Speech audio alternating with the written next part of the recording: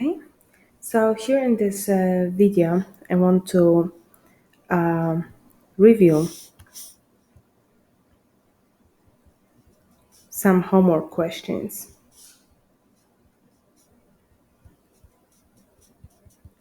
So I receive those problems from one of the students, but I always know that if one student struggle with that, I know there's more of you who needs help with it. So let me see. Let's start with number 14 again. Okay. Number 14 is find the case such that the equation kx squared plus x plus 9k equals 0. Okay, so let's go back.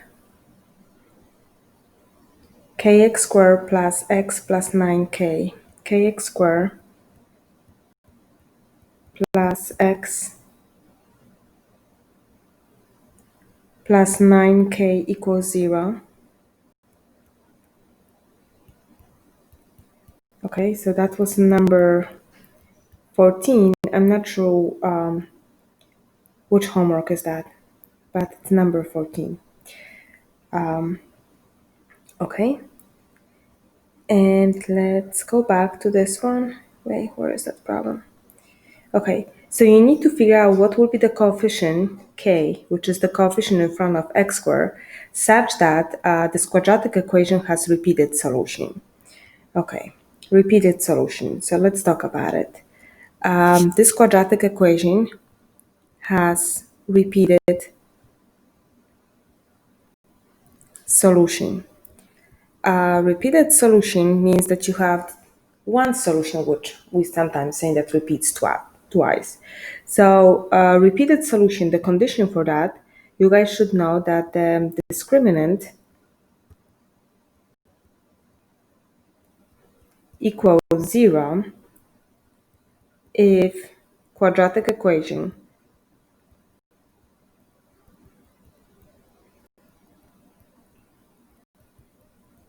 has technically one solution. They like to call it repeated solution.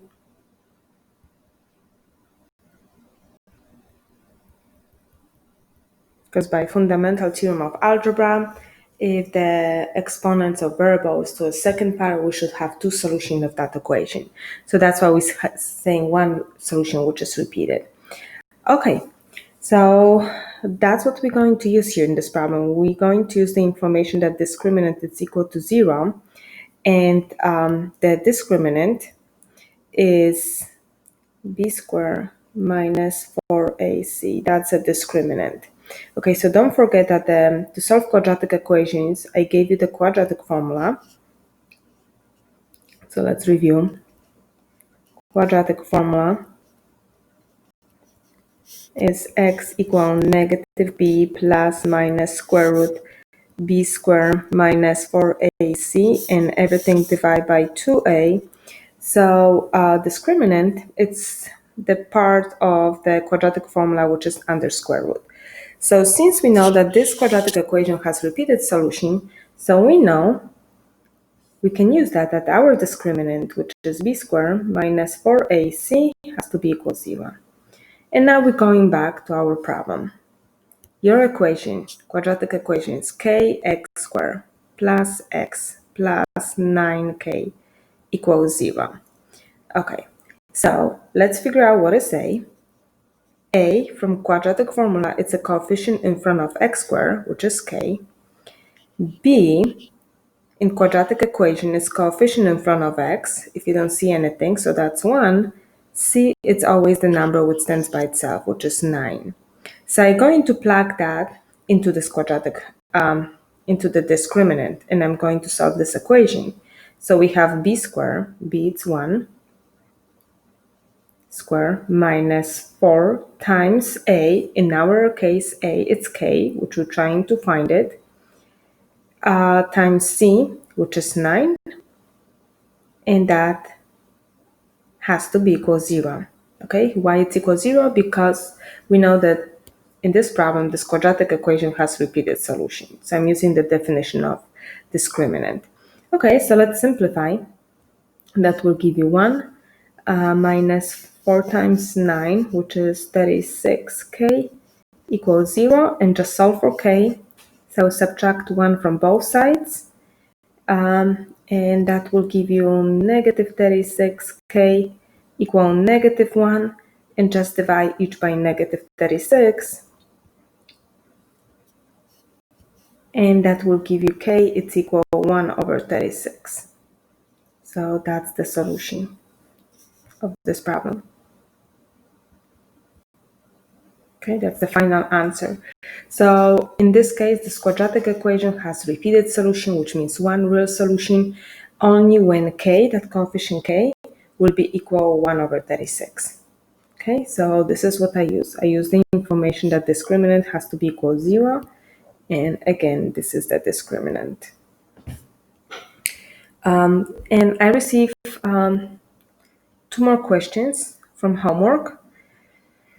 So let me see. That was 14. Number 13.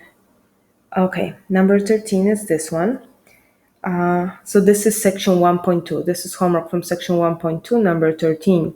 A study find that the student GPA, G, is related to the number of hours worked each week, H, by the equation G is equal negative 0.0006 H squared plus 0.016 H plus 3.05. Estimate the number of hours worked each week for a student with a GPA of 2.35. So this is what you're going to do here. Okay, GPA in this equation which they give you, let's fix. GPA in this equation which they give you, that's your letter G. Okay, so you have equation given, so that's good in those problems. You're going to replace G with 2.35.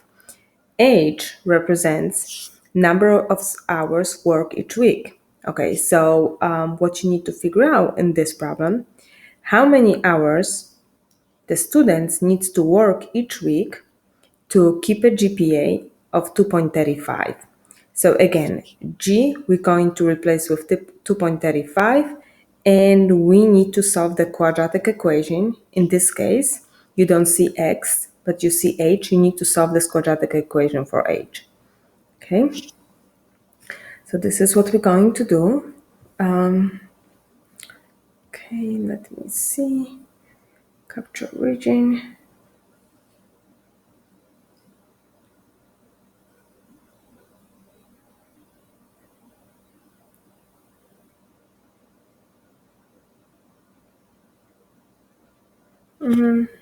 Again, capture screen.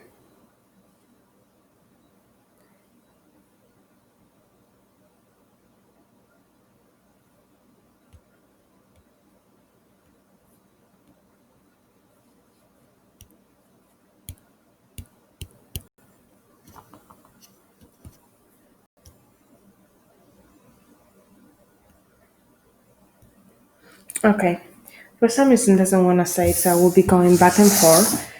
So we have G equal negative. Let's see the phone. Still getting used to of the technology. Hold on. Let me just take a picture of this problem.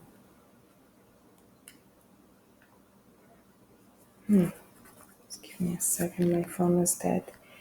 Come on.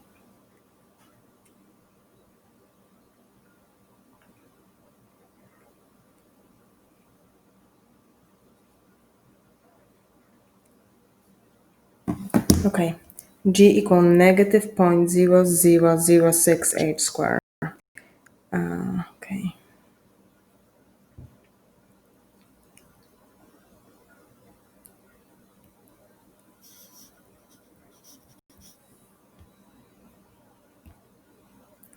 Negative 0.0006 H squared.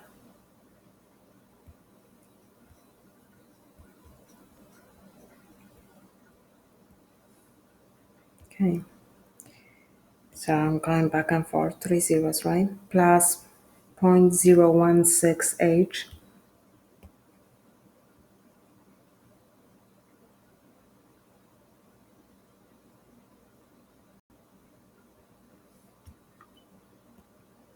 plus 0.016h plus 3.05 plus 3.05 plus 3.05. And what we know here in this problem that the G it's given and the GPA is 2.35. 2.35. And what problem was that? 1.2, number 13, I guess. 1.2, this is section 1.2, number 13. 1.2, number 13. So section 1.2, this is number 13, homework. Okay. Sing a little quiet because my kid sleeps. Okay, so what you guys need to solve, you need to solve for age. Okay. For age represents the hours students work weekly.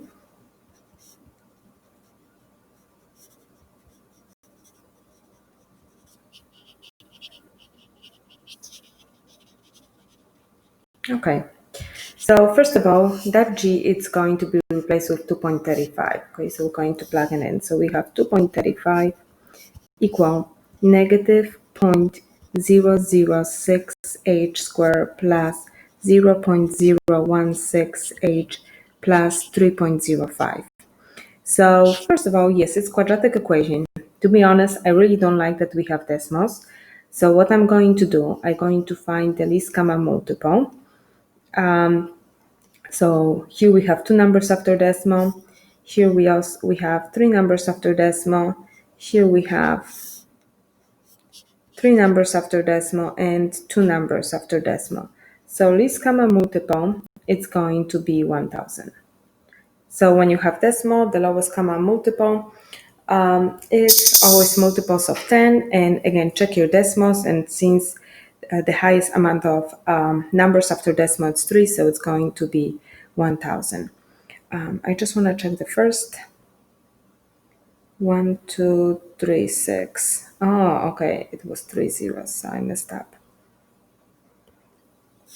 So here I'm missing one extra zero. So it's 4. So it's going to be 10,000. So what I'm going to do, I'm going to multiply all by 10,000 just to avoid to have decimals. If you guys don't like that method, you can just work with decimals. So again, 10,000 times the original left side, which is 2.35, equal 10,000 times, and I'm going to copy in parentheses the original right side of this quadratic equation.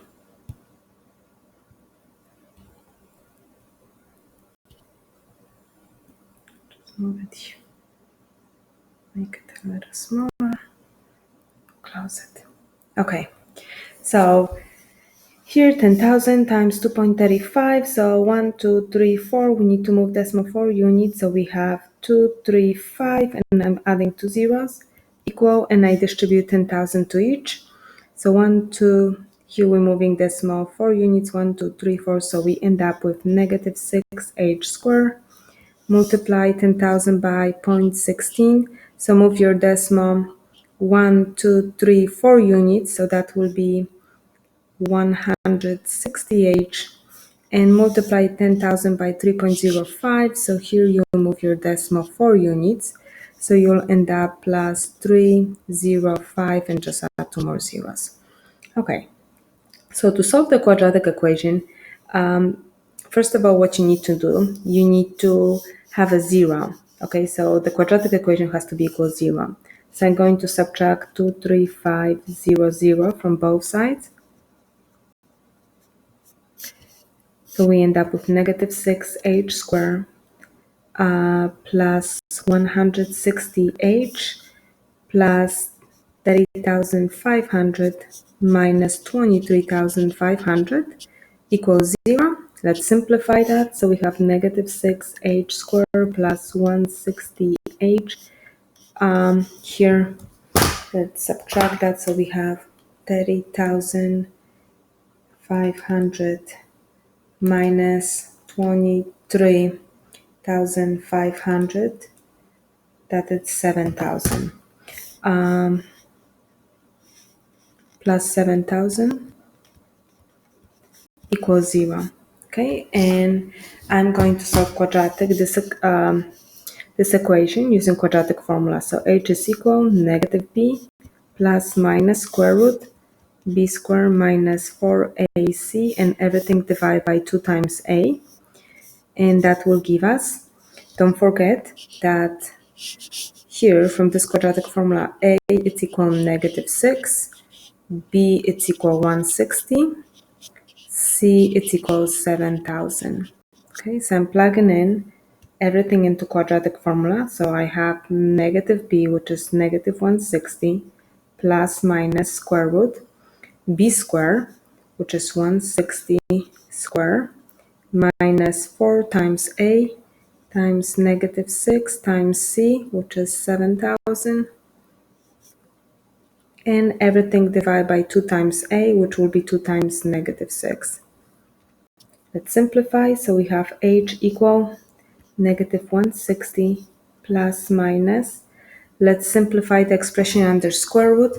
So we have 160 square, which is 25,600. Let me multiply here. So I have negative 4 times negative 6, 24 times 7,000 times 7,000 plus, okay, and when I take the square root of my solution. Okay, so when you guys simplify that, again, I'm doing everything on a calculator, but I'm pretty sure everybody can do it.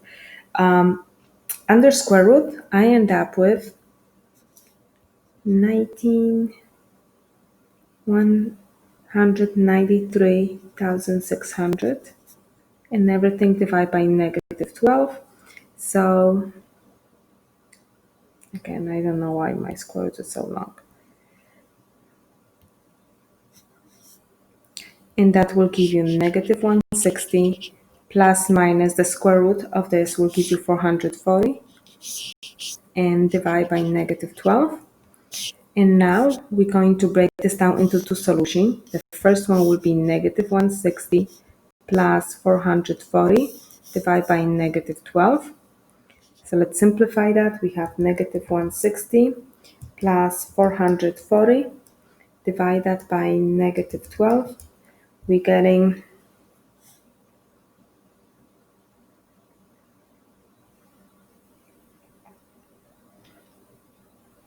220.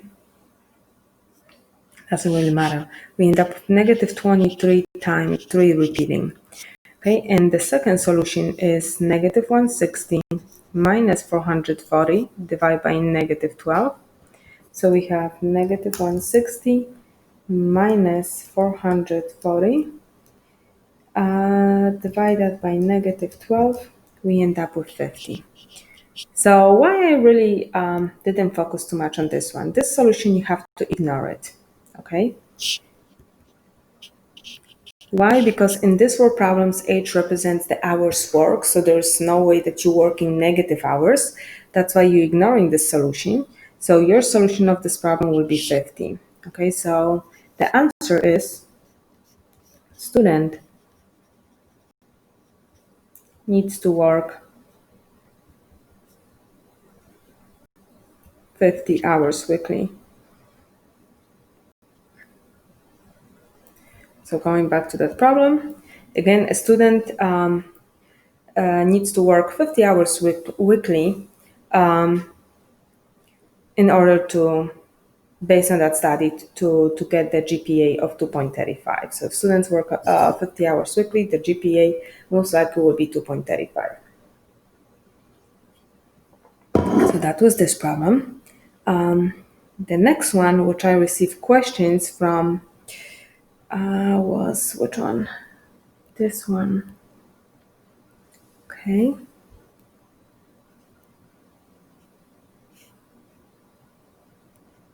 Okay. This problem, it's a little tricky. The one which is going to open right now. So, okay. So here, this is what we have. Can I write? Yeah. I can write here, but I cannot write here. Weird.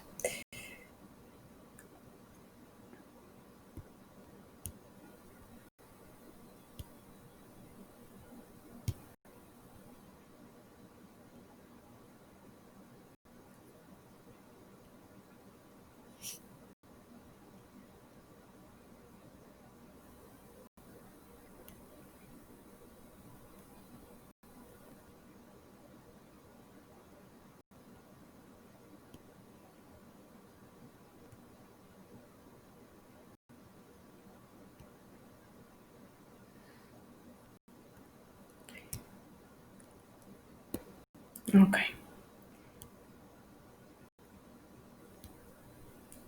Supposed to. This is not enough for me to take notes. Why doesn't allow me take notes? Okay. So let me just read it first, okay, and then I'll figure out what to do with this problem. So here we have a landscaper who just complete rectangular flower garden, measure 14 feet in length. So this is the garden, 14 feet in length, 8 feet in width. Order 1 cubic yard of cement. Okay, so cubic yard, when you see cubic yard, which cubic means 27 cubic feet, 1 cubic yard, that means that you need to deal with volume, okay, 3 dimension. All of which is be used to create a border of uniform width around the garden. So he wants to do the border right here. If the border is to have a depth of 3 inches, okay, so this border, the depth, it's going to have 3 inches. How wide will be the board? How wide will be the border be? Okay, so we know the depth of the border, but we need to figure out the width. 814. So let me copy this one. This is 1.2. Also section 1.2. Come on. I don't want to have a laser pointer. Just okay. 8 by 14. So let's go back to that problem. So here we have a garden. Okay, it's 8 by 14. So this is 14. This is 8. And here we're dealing with borders. Okay. So what we know, we need to figure out the width of the border. So I'm going to call that x. X. And also this part will be x. And this part will be x. And going that way, that will be x. And going that way, that will be x. Okay, so we're trying to figure out the width of the border. Okay. Now, what we know to build the border, we order 1 cubic yard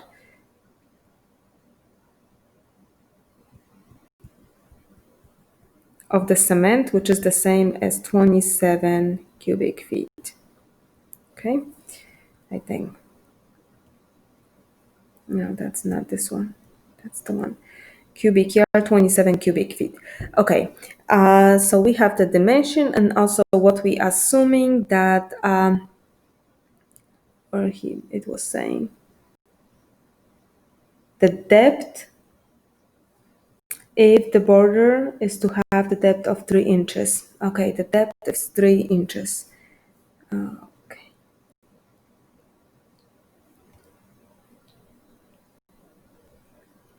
So going 3 dimensions, so we have to think about the depth, which you may think a little bit like a height of the border is 3 inches. Okay.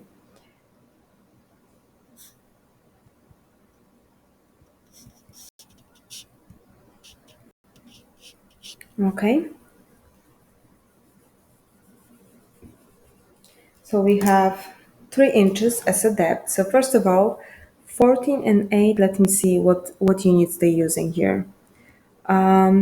Feet. So what you need to do, you want to convert 3 inches to feet. So let's start with converting. So we keep only feet as a unit. So convert 3 inches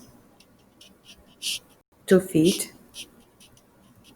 So we know that 12 inches it's equal 1 foot. So we have 3 inches. So we're trying to figure out how many feet is that. So cross multiply, so you have 12x is equal 3, divide it by 12, divide it by 12. So x is equal 3 over 12, which means 1 over 4 feet. So 3 inches is 0.25, or you can think about 1 over 4 feet. Okay, because we need to use the units of feet. So how are you guys going to do it? Okay, so we know you have to use the volume. Use a volume formula. Since we're dealing with the dimension to the third power. So volume of the rectangle, it's length times width times height. So the depth right here that's technically height. Okay. So you may think about this way. Okay. To find the volume of the border, because we're trying to build the border, this man ordered 1 cubic yard of cement to build that border. Okay, so what I'm going to do, to find the volume of the border,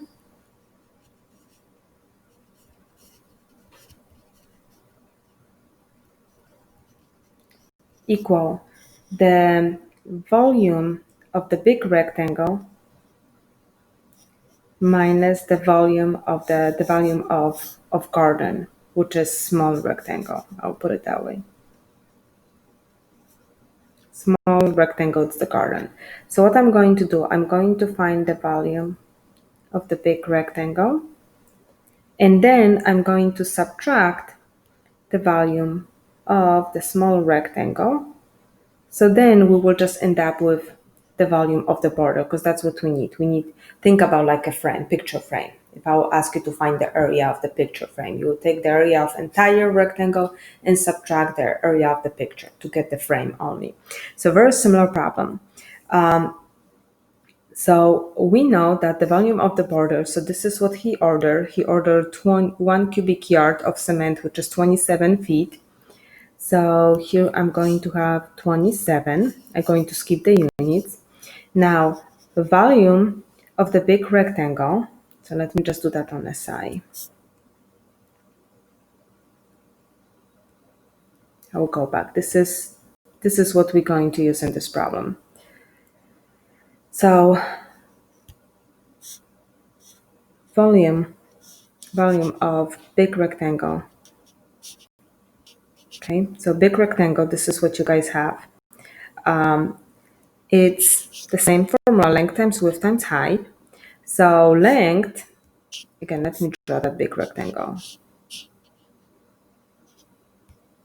So this is 14, this is 8, and now we have x here, because originally that was garden, and the length, we're going x here, x here, x here, x here, x here, and x here. So that was originally garden, 14 by 8.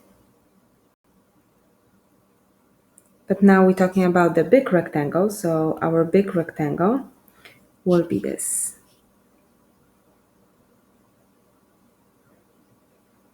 Okay, so when we talk about the length, volume of big rectangle, here, the length it's going to be 14 plus x, which will be 14 plus 2x, times the width. Originally, the garden have width of 8, but we adding borders, so x plus x, so that will be times 8 plus 2x, times, and don't forget that the height, which is the depth, which they talk about it, it's going to be 3 inches, which is 1/4 or 0.25. Okay, so let me simplify that. So volume of the big rectangle. So we have 14 plus 2x. So since you're dealing with multiplication, let me just copy that. 14 plus 2x times, what you can do, you can distribute this one first. So we have 8 divided by 4, that will give you 2. 2x times 1/4, so that will give you 1/2 plus 1/2 x. So I multiply that first. Here I'm going to FOIL. So volume of the big rectangle, it's equal 14 times 2, that will give us 28, plus 14 times 1/2, that will give us 7x, plus 2x times 2, that will give you 4x, plus 2x times 1/2, that will give you x squared. Okay. Simplify, so volume of big rectangle, that's the one with the border, garden and border, it's equal x squared plus 11x plus 28. Okay. Now, so we are here. I have volume of the big rectangle. I will just plug that in right here. So let me copy that.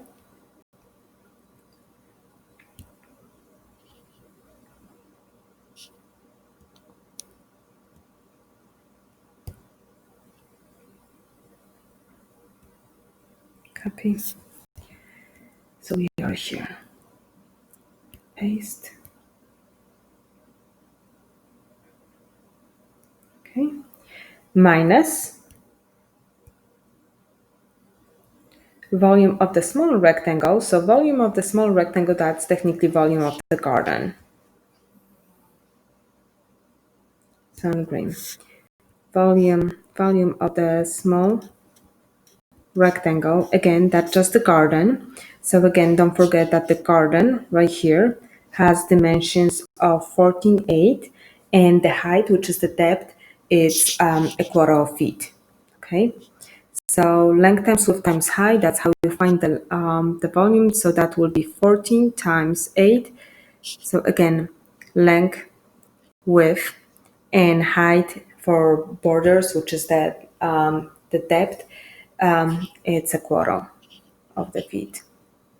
So simplify that, we have 8 divided by 4, that's 2, 14 times 2, 28. Okay. So volume of the small rectangle is just 28. So let's solve this quadratic equation, and don't forget that x represents the width of the border. Okay, so 28, negative 28 cancels, so we have 27, it's equal x squared plus 11x. We have to solve quadratic equation, so we're going to move 27 to this side. So subtract 27 from both sides, and we end up with x squared plus 11x minus 27 equals 0. And now you need to solve the quadratic equation. Let me see if we can factor. So solve quadratic equation, a times c, negative 27, two numbers, 3 and 9. And by addition, no.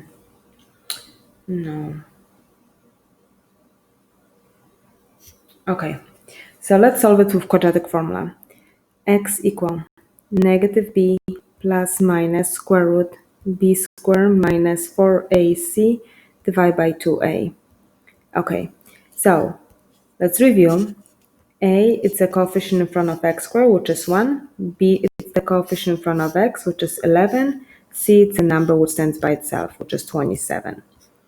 Okay, so we're going to plug that into quadratic formula. So we have x equal negative b, which is negative 11, plus minus square root b squared, which is 11 squared, minus 4 times 1 times negative 27, and everything divided by 2 times a, which is 2 times 1. So let's simplify that. So we have x equal negative 11 plus minus. Let's simplify that expression under square root. So we have 11 squared, which is 121, and then I will multiply negative 4 times negative 27. That will give us positive 108 plus 121.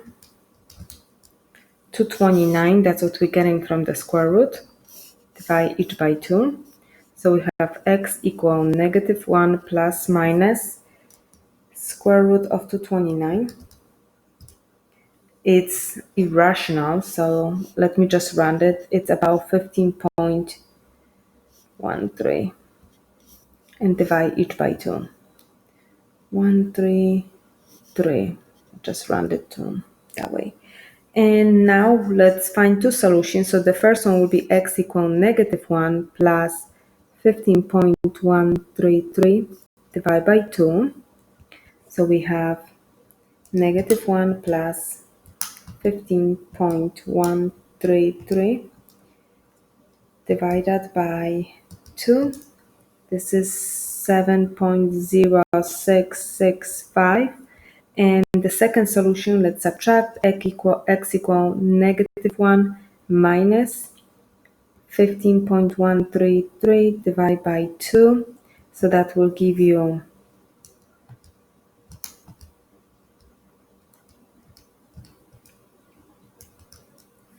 that the solution will be negative 8.0665.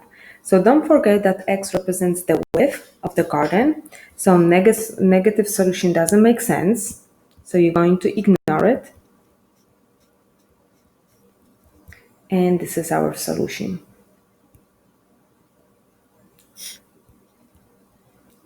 The solution is not so nice. And that's in feet.